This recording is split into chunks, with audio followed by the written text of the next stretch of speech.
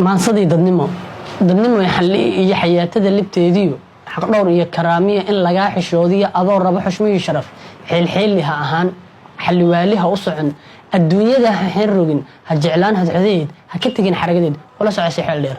waa xaasid noloshiyo xagga hoose ha u degin xirfad ma ahan beentiyo afkiyaanu ka xadin xaqiiqada ha geesmarin xaqa adigoo garan xagga eegta ha u degin ninka raga ha xaasidin hana noqon xamaalkii ka digtoon xakimiyi xindaabka ha u gelin ha tixgelin xeerkii haddaan taado ku xirnayn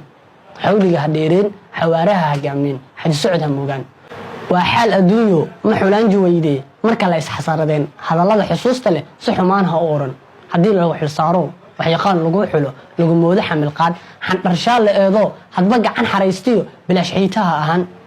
xurgufnimaad lahaydeen ku xumeeye beri hore raran xabadka kuu dhigay halkuu xooga ku lahaa hadday dani ku xurto nafsi xurto geliyo guntahaaga ku xirxiro ha xasuusan waaye ha ka xigin intiisay burcad uga xideeyo la xabiib ha yaabe marka xulufiyo